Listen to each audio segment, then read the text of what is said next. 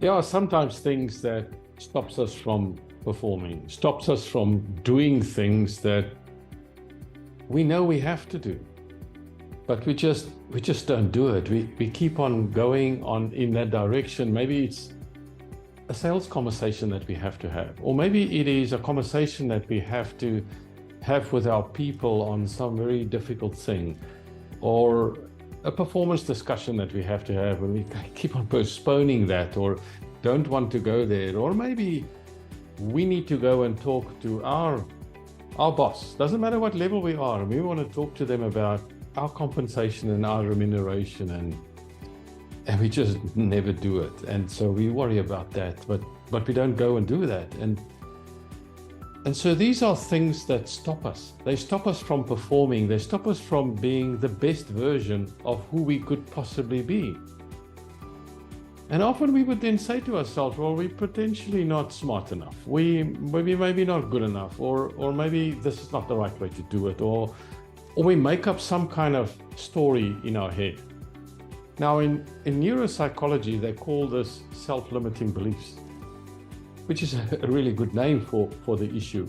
It limits us from our full potential. So where does this come from?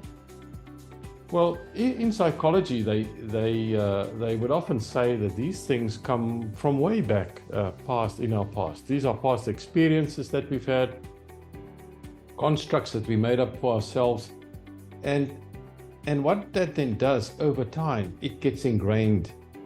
And we start believing these things that are not necessarily true. And if you think about it, we all have them in some or other way. And so how do we deal with this? What are the things that we have to do?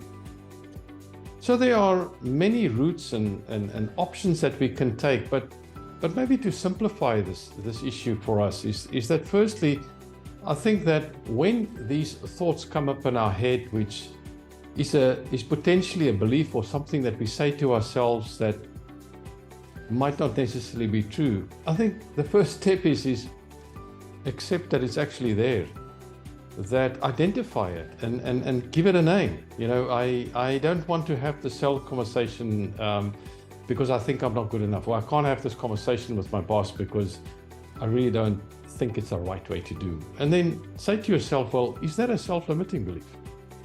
And think about that. And then I think secondly, reframe that. Think about it in a different way. Byron Katie has got a really good way of thinking about how to reframe some of these negative thoughts that we have. She would say to you, do you know, it's a question that you have to ask yourself, do you know that this is really true?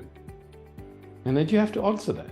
And then you have to think again. She says to you, do you really know it's true? Because we often, in the first thing when we say, is it true? Yes, it's true. But when we ask ourselves that question again, is it really true? Then maybe there's some doubt that comes in and says, yeah, possibly not. That thought is maybe not true.